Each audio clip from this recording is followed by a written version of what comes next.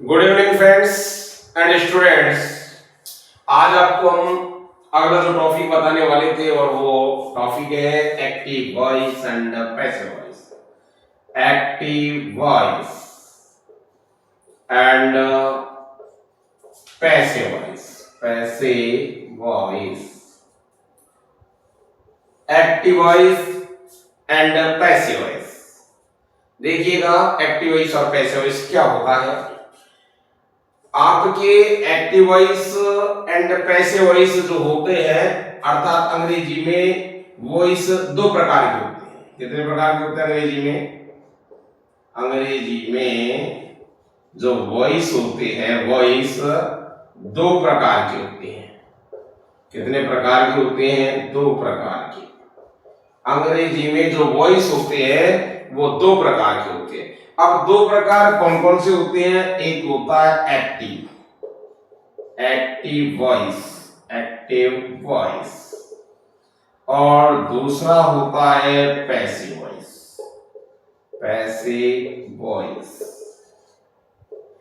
एक होता है एक्टिव वॉइस और दूसरा होता है पैसिव वॉइस।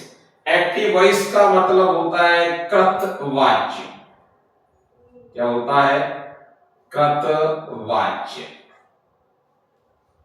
और दूसरा होता है पैसिव वॉइस, क्रमवाच्य, कर्मवाच्य।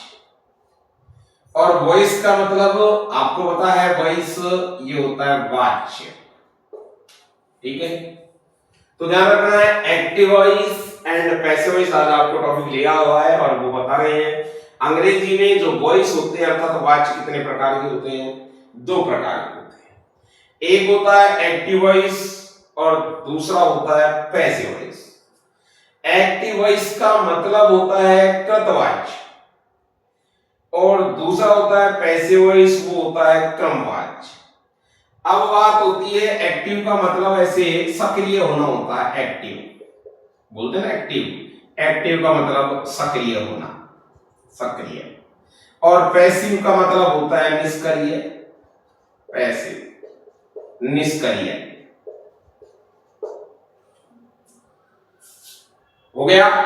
अब बात आती है एक्टिव में सक्रिय कौन होता है? तो एक्टिव में सक्रिय स्वयं सब्जेक्ट होता है, अर्थात जिसको हम बोलते हैं कर्ता।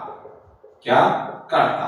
पैसिव जो होता है इसमें निष्क्रिय कौन होता है? इसमें ऑब्जेक्ट होता है और जिसको हम बोलते हैं कर्म। क्या बोलते हैं? कर्म। तो ध्यान रखना है, इसमें स्वयं सक्रिय अर्थात कर्ता होता है, इसमें कर्म होता है। यहां पर सक्रिय कर्ता होता है तो कर्ता काम करता है, यहां पर निष्क्रिय ऑब्जेक्ट होता है तो यहां वर्ब काम करती है। क्या काम करती है? वर्ब काम करती है। किस तरीके से कर्ता सक्रिय होता है? मान लो कोई भी सेंटेंस होता है उसको हम लिखते हैं, जैसे अगर मान लो सेंटेंस है कि मुकेश राइट्स ए लेटर। ये अब यहां पर सक्रिय कौन है? मुकेश। काम कौन कर रहा है? Mukesh. Mukesh writes a letter, अर्थात मुकेश एक पत्र लिखता है। ये सक्रिय है, ये यहां पर एक्टिव है। अब इसका अगर पैसिव करते हैं तो यहां पर निष्क्रिय क्या है? A letter. और वहां पर काम क्या करेगी? वर्ब काम करेगी, राइट। यानी इसका अगर निष्क्रिय करते हैं इस तरीके से कि मान लो इसी को अपन ऐसे ले लेते हैं, a letter is written by Mukesh. तो यहां पर काम किसने किया? वर्ब ने। कार्य वर्ब कर रही है कि एक लेटर किसके द्वारा लिखा गया? मुकेश के द्वारा। तो ध्यान रखना है, इसको आज हम आपको जो टॉपिक बता रहे हैं वो है active voice, active voice and passive voice. अंग्रेजी में जो वॉइस होते हैं दो प्रकार के होते हैं, एक होता है एक्टिव वॉइस और दूसरा होता है पैसिव वॉइस। एक्टिव वॉइस जिसको हम कृतवाच्य बोलते हैं और पैसिव वॉइस होता है कर्मवाच्य। एक्टिव में स्वयं सक्रिय सब्जेक्ट होता है, कर्ता होता है। पैसिव में निष्क्रिय ऑब्जेक्ट होता है अर्थात कर्म होता है। आपको इस तरीके से ध्यान रखना है। अब इसके कुछ रूल्स होते हैं, उन रूलों पर चलेंगे, जैसे किस तरीके से परिवर्तन करते हैं। तो देखिए, परिवर्तनों के अनुसार उन नियमों को हमें ध्यान रखना है जो एक्टिव वॉइस पैसिव वॉइस को बनाने में काम करेंगे। तो ध्यान रखना है, सबसे फर्स्ट नंबर पर एक्टिव वॉइस में और पैसिव वॉइस में जो नियम होता है, इसके जो रूल होते हैं एक्टिव वॉइस से पैसिव वॉइस बनाने की, एक्टिव वॉइस से पैसिव वॉइस बनाने के नियम रूल, ठीक है। अब नियम क्या है, देखो फर्स्ट नियम है रूल नंबर 1 कि ऑब्जेक्ट का सर्वप्रथम क्या करते हैं, सर्वप्रथम ऑब्जेक्ट का सब्जेक्ट बनाते हैं। ऑब्जेक्ट का क्या बनाते हैं, सब्जेक्ट। ध्यान रखना है, जो ऑब्जेक्ट दिया हुआ होता है उसका हम सब्जेक्ट बनाते हैं। नंबर दूसरा जो परिवर्तन होता है कि इसके बाद हेल्पिंग वर्ब संबंधी परिवर्तन करते हैं। कौन सा परिवर्तन, हेल्पिंग वर्ब, अर्थात टेंस संबंधी परिवर्तन करते हैं। ध्यान रखना है, दूसरा नियम एचयू संबंधी परिवर्तन का। नंबर थर्ड, तीसरा क्या परिवर्तन होता है, इसके बाद वर्ब की थर्ड फॉर्म का प्रयोग करते हैं, थर्ड फॉर्म लगाते हैं। नंबर 4 चौथा है, इसके बाद ऑब्जेक्ट का इसके बाद बाई लगाते हैं। क्या लगाते हैं, बाई। और पांच नियम, अंत में सब्जेक्ट का ऑब्जेक्ट बना देते हैं। ध्यान रखना है इन नियमों को, ये 5 नियम है, अर्थात आपको सीधा ये मैंने आपको हिंदी में लिखा है, अन्यथा आप ऐसे भी ध्यान रखने हैं। फॉर्मूला के अनुसार इसका एक फॉर्मूला होता है, फॉर्मूला का मतलब होता है सूत्र, और वो होता है सर्वप्रथम ऑब्जेक्ट का क्या बना दो, सब्जेक्ट। इसके बाद में एच संबंधी परिवर्तन, इसके बाद में वर्ब की थर्ड फॉर्म, इसके बाद में बाई, और अंत में सब्जेक्ट का ऑब्जेक्ट। इस तरीके से हमें कंप्लीट करना है। ये आपके एक्टिव वॉइस पैसिव वॉइस के जो रूल है। अब बात आती है कि सर्वप्रथम ऑब्जेक्ट का सब्जेक्ट कैसे बनाएंगे, क्योंकि इसमें भी आपको ध्यान रखना है 2 रूलों का कि एच संबंधी परिवर्तन और ऑब्जेक्ट का सब्जेक्ट किस तरीके से करते हैं। थोड़ा सा एक बार और समझिएगा इसको। तो देखिएगा, सबसे पहले ऑब्जेक्ट का सब्जेक्ट और सब्जेक्ट का ऑब्जेक्ट दोनों काम किस तरीके से होते हैं। तो देखिएगा, सर्वप्रथम ऑब्जेक्ट का सब्जेक्ट रूल नंबर 1 में कहा है, ये दोनों जगह काम करेगा। रूल नंबर 1 में बताया ऑब्जेक्ट का सब्जेक्ट, अर्थात हमने यहाँ पर लिखा सब्जेक्ट और यहाँ पर लिखा ऑब्जेक्ट। देखो, सब्जेक्ट का ऑब्जेक्ट जब बनाने की जरूरत पड़ती है तो इस तरीके से बनाएंगे, अभी आपको बताएंगे। ऑब्जेक्ट का सब्जेक्ट बनाने की आवश्यकता पड़े तो आप उसी तरीके से करना। आई होता है आई का ऑब्जेक्ट होता है मी, क्या होता है, मी। दूसरा होता है वी, और वी का क्या होता है, अस। तीसरा होता है यू का क्या होता है, यू, क्या होता है, यू। इसके बाद में ही, और ही का क्या होता है, हिम। इसके बाद में सी का क्या होता है, हर। इसके बाद दे, और दे का होता है देम, और इट का इट। और अगर किसी का नाम दिया हुआ है नेम, तो नाम का नाम ही रहेगा, वो कोई परिवर्तन नहीं होगा। पहला नियम का ध्यान रखना, ये पहले भी काम करेगा, ये लास्ट में भी काम करेगा, क्योंकि मैंने जो पहला नियम लिखा है कि सर्वप्रथम ऑब्जेक्ट का सब्जेक्ट बना, अर्थात मी आ गया तो सब्जेक्ट आई बना दो, अस आ गया तो बी बना दो, यू आ गया तो यू का यू, हिम आ गया तो ही बनाओ, हर आ गया तो सी बनाओ, देम आ गया तो दे बनाओ, इट आ गया तो इट करो, और नाम आ गया तो उसको यूं का यूं रखो। पहला नहीं। और लास्ट वाला जब वाई की बात में, तो आई का सब्जेक्ट का ऑब्जेक्ट बनाओ तो मी बनाओ, वी का अस बनाओ, यू का यू बनाओ, ही का ऑब्जेक्ट हिम, सी का हर, दे का देम, इट का इट, और नेम का नेम। पहला परिवर्तन ध्यान रखना है, इस तरीके से फर्स्ट एंड लास्ट दोनों का ध्यान रखो, क्योंकि इसी तरीके से होंगे। अब इसके बाद में एक परिवर्तन और होता है, दूसरा जो अभी हमने बताया था HV संबंधी परिवर्तन। थोड़ा सा ध्यान देने की बात है, रूल नंबर 2 में काम करता है HV संबंधी, change of helping verb, helping verb. दूसरा जो परिवर्तन काम करता है HV संबंधी परिवर्तन। कैसे करता है वो भी आप ध्यान से समझे। देखो किस तरीके से करता है। जब एक्टिव, यहां पर लिखा हमने एक्टिव और यहां लिखा हमने पैसिव, ठीक है।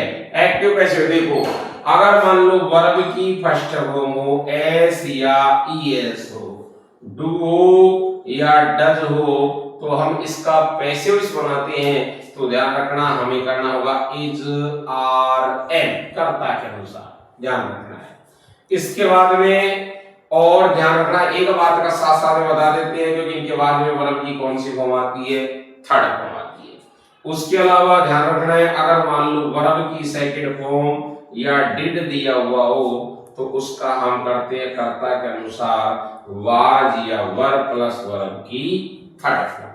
इसके अलावा अगर मान लो इजी आ जाए, आर आ जाए, चाहे एम आ जाए, चाहे वाज आ जाए, चाहे वर आ जाए, इनके साथ में वर्ब की फर्स्ट फॉर्म में क्या आता है, आईएनजी, क्योंकि इसके साथ में आईएनजी लगता है, आर की, एम की, वाज और वर की।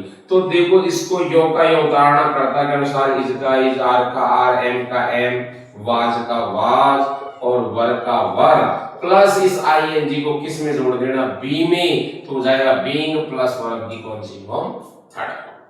इसके अलावा ध्यान रखना है हैज आए, चाहे हैव आए और चाहे हैड आए, इनके साथ में ध्यान रखना है, आप हैज का लिखोगे हैज बीन, हैव का हैव बीन, हैड का हैड बीन, क्योंकि इनके सब के साथ बीन लगाना है और वो वर्ब की थर्ड फॉर्म तो आती है।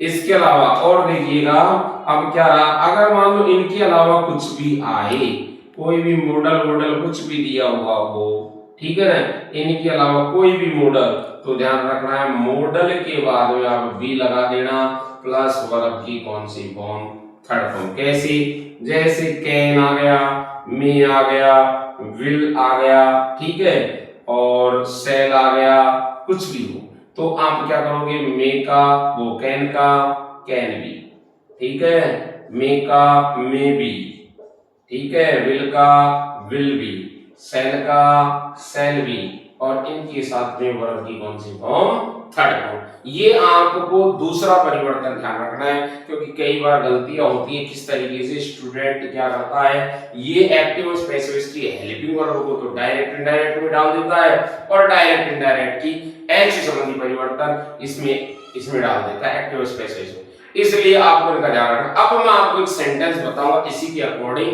किस तरीके से आपको बनाना है, थोड़ा सा देखिएगा किस तरीके से, फिर आपको अभ्यास उसी तरीके से करना है। तो देखो किस तरीके से आपको तैयार करना है। जैसे अभी हमने एक सेंटेंस लिखा था, राम राइट्स ए लेटर, ऐसे दिया हुआ है, राम राइट्स ए लेटर। एक दिया हुआ है सी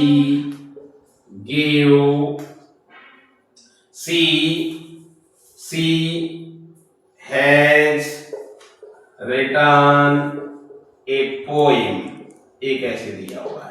एक दिया हुआ है आई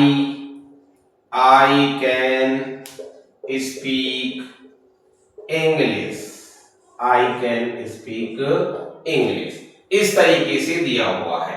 अब आपको किस तरीके से करना है वो आपको देखना है। एक और लिख देते हैं, जैसे सविता इज मेकिंग टी, ठीक है। अब चारों सेंटेंस हो देखो, सबसे पहले ऑब्जेक्ट का पहचानो इसमें। देखो सर्वप्रथम जो कर्ता काम करता है वो कर्ता कहलाता है, उसके बाद में आपको हेल्पिंग वर्ब मिलेगी, हेल्पिंग वर्ब नहीं आती तो वो वर्ब होती है, और लास्ट में ऑब्जेक्ट होता है। नियम कहता है ऑब्जेक्ट का सब्जेक्ट बनाओ, आपने ऑब्जेक्ट है ए लेटर, उसका सब्जेक्ट बना दिया, यहाँ पर लिया ए लेटर। अब दिया हुआ यहाँ पर वर्ब की फर्स्ट फॉर्म एसीएस, मैंने अभी बताया था वर्ब की फर्स्ट फॉर्म में एसीएस दिया हुआ तो इज एम आर कर्ता के अनुसार करोगे तो यहाँ क्या आएगा इज। अब इसके बाद में वर्ब की थर्ड फॉर्म, राइट की थर्ड फॉर्म होते हैं रिटर्न। फिर क्या लगाएंगे, बाई, जो करता है सब्जेक्ट उसका ऑब्जेक्ट बनाएंगे तो राम का राम होगा, इस तरीके से। दूसरा देखिएगा, इसमें ऑब्जेक्ट क्या है, ए पोएम, तो ए पोएम लिख दिया।